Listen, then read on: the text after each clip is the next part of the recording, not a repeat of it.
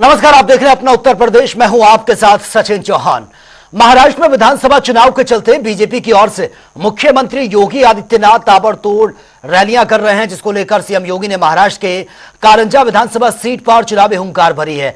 उन्होंने जनता को संबोधित करते हुए कांग्रेस पर जमकर निशाना साधा है। साथ ही कहा कि कांग्रेस को हिंदू भावनाओं की चिंता नहीं है।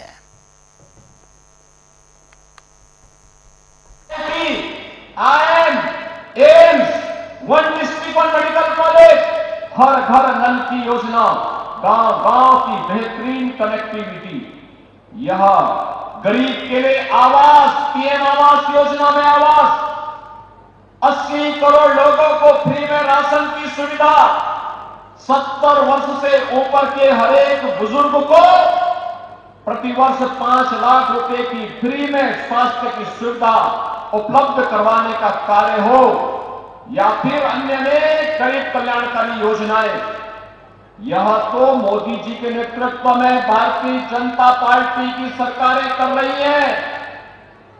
लेकिन साथ साथ गरीब कल्याण भी है, विकास भी है, सुरक्षा भी है, सुशासन भी है, तो विरासत के प्रति सम्मान का भाव। अयोध्या में 500 वर्षों के बाद अयोध्या में फिर से भगवान राम की जन्मभूमि पर भव्य राम मंदिर का निर्माण हो गया है। भव्य राम मंदिर का निर्माण, यह काम कांग्रेस भी कर सकती थी, लेकिन कांग्रेस को हिंदू भावनाओं की चिंता नहीं थी। कांग्रेस को हिंदू भावनाओं की चिंता नहीं थी। बहनों और भाइयों, अयोध्या दुनिया की सुंदरतम नगरी बन रही है, भगवान राम की स्थली सुंदर बन रही है। लेकिन प्रश्न है, अयोध्या में यह अपमान 500 वर्ष पहले क्यों झेलना पड़ा था? राम मंदिर के लिए 500 वर्षों तक क्यों संघर्ष करना पड़ा था? छत्रपति शिवाजी महाराज ने जिस स्वराज की संकल्पना को आगे बढ़ाया था, इसके लिए संघर्ष क्यों करना पड़ा था? पेशवा बाजीराव को एक भारत एक राष्ट्र की संकल्पना के लिए संघर्ष क्यों करना पड़ा था? सामाजिक समता के लिए महात्मा फुले को क्यों आंदोलन करना पड़ा था? बहनों और भाइयों, एक विधान सब समान, इसका आह्वान करने वाले बाबा साहब डॉक्टर भीमराव अंबेडकर को क्यों संघर्ष करना पड़ा था? कारण था, हम बटे थे, और बटे थे इसीलिए कटे थे। हम बटे थे इसीलिए कटे थे, और आज हम कहने के आए हैं, एक है तो सेक है, एक है सेफ है, यानी सुरक्षित है। वहीं मुख्यमंत्री योगी आदित्यनाथ महाराष्ट्र के कारंजा विधानसभा क्षेत्र के बाद मीरा भयंदर विधानसभा क्षेत्र में चुनावी हुंकार उन्होंने भरी है। उन्होंने चुनावी जनसभा में जनता को संबोधित करते हुए कहा कि कांग्रेस की 4 पुश्तें भी कश्मीर में अनुच्छेद 370 को फिर से लागू नहीं कर सकती। बहनों और भाइयों, देश के अंदर आज सुरक्षा का वातावरण है। आतंकवाद की जड़ कश्मीर की धारा 370 समाप्त हुई। कांग्रेस अभी फड़क रही है कि इसको फिर से लागू किया जाए, लेकिन प्रधानमंत्री मोदी जी ने कह दिया है कि कांग्रेस की 4 पुश्त भी कश्मीर में धारा 370 को फिर से लागू नहीं कर सकती। आज देश के अंदर वर्ल्ड क्लास इंफ्रास्ट्रक्चर बन रहा है। Highway, railway, metro, IIT, IIM, AIIMS, one district one medical college, हर घर नल की योजना जैसी योजनाएं भी लागू हो रही हैं। तो गरीबों के कल्याण के लिए भी अनेक कार्यक्रम देश के अंदर चल रहे हैं। चाहे वह पीएम आवास की योजना हो, चाहे वहां आयुष्मान भारत की योजना हो, चाहे वह नौजवानों के रोजगार की योजना हो, और जवाहर लाडली बहना योजना के माध्यम से हर महिला के खाते में हर महीने 2100 रुपए देने की व्यवस्था हो।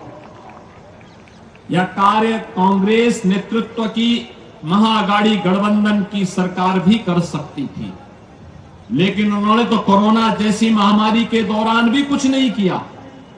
हाथ पे हाथ धरे बैठे रहे, खजाने को लूटते रहे, प्रदेश और देश के अंदर अराजकता का माहौल पैदा करते रहे और उनको कांग्रेस को देश के अंदर सर्वाधिक समय तक शासन करने का अवसर मिला था।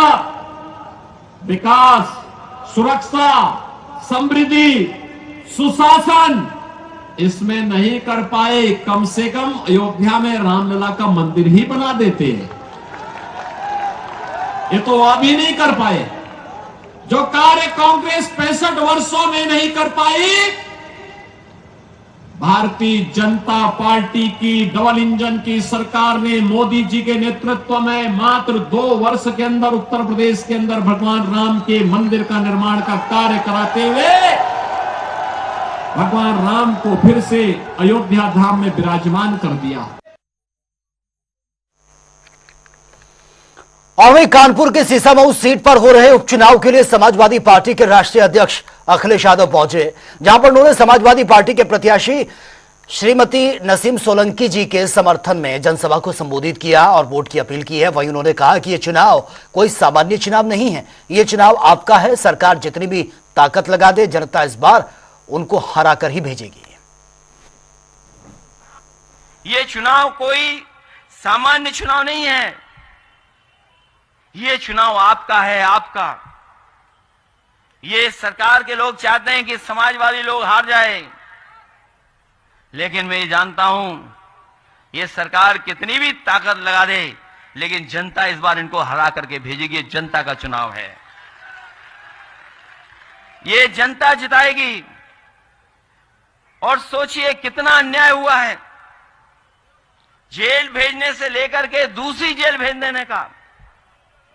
और मैं आपसे कहना चाहता हूं, वो तो कानपुर में ही रखते विधायक जी को, लेकिन क्योंकि मैं मिलने आ गया था विधायक जी से, इसलिए उन्होंने यहां से महाराजगंज भेज दिया। मैं आप सबको कह के जा रहा हूं, उन अधिकारियों को भी कहता हूं कि जिन्होंने ये फैसला लिया है, जब सरकार बदलेगी तो फैसले वैसे ही लिए जाएंगे। जैसा व्यवहार आपका है वैसा ही व्यवहार हमारा होगा।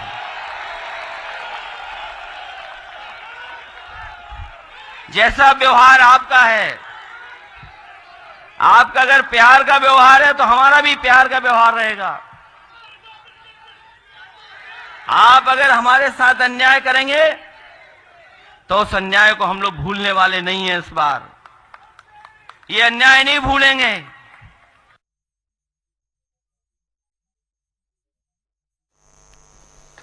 और वहीं बुलडोजर एक्शन को लेकर दायर याचिका पर सुनवाई करते हुए सुप्रीम कोर्ट ने अहम फैसला लिया है, जिसको लेकर सुप्रीम कोर्ट ने कहा कि प्रशासन मनमाने ढंग से किसी का घर को नहीं गिरा सकता। इसी पर बातचीत करते हुए कोर्ट ने यह भी साफ कर दिया है कि किसी भी आरोपी को सजा देने से पहले कानूनी प्रक्रिया को फॉलो करना होगा और कार्यपालिका जज नहीं बन सकती। वहीं कोर्ट का यह भी कहना है कि अपराधियों पर बुलडोजर एक्शन कानून नहीं होने का भी भय दिखाता है, जिसको लेकर कोर्ट बुलडोजर एक्शन पर पूरे देश के लिए गाइडलाइन जारी करेगा। कोर्ट ने यह भी कहा कि इस तरह की कार्रवाई में कानूनी प्रक्रिया का पालन करना बेहद जरूरी है और इसी को लेकर कई मंत्रियों के स्टेटमेंट भी सामने आए हैं, वो भी एक बार सुन लेते हैं। और समाजवादी पार्टी हम लोगों ने इस बात को हमेशा कहा कि बुलडोजर अनकॉन्स्टिट्यूशनल है, बुलडोजर अनडेमोक्रेटिक है, बुलडोजर डर का प्रतीक है, डर का प्रतीक और अन्याय का प्रतीक नहीं हो सकता है। मैं बधाई देना चाहता हूं सुप्रीम कोर्ट को, बधाई देना चाहता हूं सबको जिन्होंने इसमें लड़ करके ये सुप्रीम कोर्ट के माध्यम से फैसला आया है। और इसके बाद कम से कम सरकार को रास्ता न्याय का चुनना चाहिए। इस तरह का व्यवहार सरकार का नहीं होना चाहिए। और सोचिए कोर्ट में ये बात कही जाए कि अपना घर हो अपना आंगन हो। ये सरकार घर तोड़ने वाली है, घर बनाने वाली नहीं है। इसीलिए मैंने कहा डिवाइड एंड रूल जिन्होंने नारा दिया उनके वचनवंशी लोग। नहीं, निश्चित तौर से माननीय सर्वोच्च न्यायालय के इस आदेश का हम सब लोग सम्मान करते हैं और माननीय सर्वोच्च न्यायालय को धन्यवाद ज्ञापित करते हैं। निश्चित तौर से इस देश का प्रत्येक नागरिक जो अमन चैन चाहता है, जो भाईचारा चाहता है, जो समाज के अंदर सबको साथ लेकर चलना चाहता है, वो इसको स्वागत करेगा। निश्चित तौर से माननीय सर्वोच्च न्यायालय ने जो कहा कि दोषी होने के बाद भी घर नहीं गिराया जा सकता, क्योंकि पूरा घर दोषी नहीं है। उस घर में केवल वही एक व्यक्ति नहीं रह रहा है, उसकी माँ है, उसके पिताजी हैं, बहन है, पत्नी है, बेटी है, बच्चे हैं, तो पूरा परिवार दोषी नहीं हुआ ना। तो मैं समझता हूँ कि बहुत ही अच्छा निर्णय है सर्वोच्च न्यायालय ने। और ये जंगल राज, जो योगी का जंगल राज चल रहा था, उस जंगल राज को पूरा खत्म करने का कार्य किया है। उस पर एक मजबूत ब्रेक लगेगी माननीय सर्वोच्च न्यायालय के इस आदेश से। हम सब लोग स्वागत करते हैं, दिल की गहराइयों से अभिनंदन करते हैं। देखिए, तो आपके बाद में पता चला है, अब आगे उससे जब डिटेल मिलेगा तो उस पर हम कुछ बोल पाएंगे। लेकिन सुप्रीम कोर्ट जो भी फैसला देता है, तो लोकतंत्र में एक सुप्रीम कोर्ट की जगह है, उसे हम भी सम्मान करते हैं और सबको भी सम्मान करना चाहिए।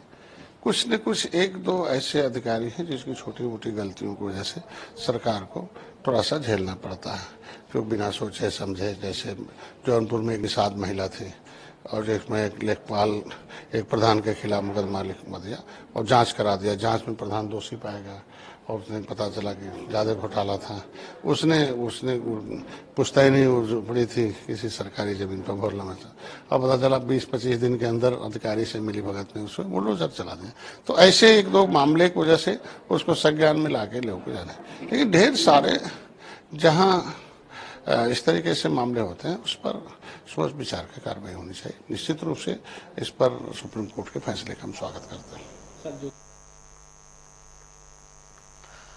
और बसपा प्रमुख मायावती ने ये ट्वीट किया है, माननीय सुप्रीम कोर्ट के बुलडोजर के साथ कड़े निर्देशों के बाद ये उम्मीद की जानी चाहिए कि यूपी और साथ ही अन्य राज्य सरकारें जनहित व जन कल्याण सही व सुचारू रूप से प्रबंध करेंगी और बुलडोजर का जो आतंक था अब वो समाप्त होगा, ये उम्मीद है। और लखनऊ में सीबीआई ने लखनऊ मंडल के एनईआर रेलवे के गोंडा स्थित एसएससी पीडब्ल्यूए के मिश्रा को एक ठेकेदार से 50,000 की रिश्वत लेते हुए रंगे हाथों गिरफ्तार किया। आपको बता दें कि रिश्वत ट्रैक मैरिटल सप्लाई की एवज में यह ली गई थी।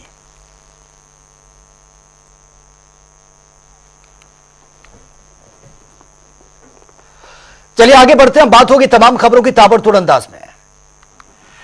लखनऊ के मोहनलालगंज में सरकारी सचिव की बड़ी लापरवाही, खाद न मिलने से किसानों में रोष है, गांव में लगा किसानों का हुजूम। फर्रुखाबाद के सीडीपीओ कार्यालय में लटका मिला युवक का शव, परिजनों ने नामजद आरोपियों पर लगा दिया हत्याकांड। बांदा में अज्ञात कारणों के चलते दुकान में भीषण आग लगने का मामला, इलाके में अफरा तफरी, आधे घंटे की मशक्कत के बाद आग को कंट्रोल किया। रायबरेली में पुल बनने से पहले ही डैमेज हो गया है, ठेकेदार पर लगे गंभीर आरोप। फर्रुखाबाद में एसएचजी को 62 करोड़ से अधिक की सीसीएल आवंटित, मेगा क्रेडिट कैंप का आयोजन भी किया गया। मिर्जापुर में महिला के जमीन पर कब्जा दबंगों ने कर लिया, डीएम से मिलने आई पीड़ित महिला। बुलंदशहर में ट्रेन की चपेट में आने से 2 लोगों की दर्दनाक मौत, रेलवे लाइन पार करते समय हादसा। झांसी में 55 साल की महिला का गांव के बाहर शव मिला है, परिजनों ने हत्या की आशंका जताई है, जांच में जुटी है पुलिस। मिर्जापुर में श्री रामलीला कमेटी बरिया घाट की ओर से विधि विधान के साथ की गई भगवान की पूजा अर्चना, लोगों को प्रसाद भी वितरित किया गया। बदायूं में बिलसी नगर में धूमधाम के साथ निकाली गई बाबा खाटू श्याम जी की निशान यात्रा, जगह जगह फूलों की वर्षा की गई, भक्तों की भारी भीड़ देखने को मिली। कानपुर में पीड़ित ने घटना के 1 साल बाद पुलिस को दी है सूचना, 5 सितंबर 2023 को पीड़ित के परिवार के साथ हुई थी मारपीट, पुलिस कर रही है मामले में जांच। मथुरा में पत्रकार पर बदमाशों ने जानलेवा हमला कर दिया, बाइक सवार बदमाश पत्रकार से मारपीट और मोबाइल लूटकर फरार हो गए।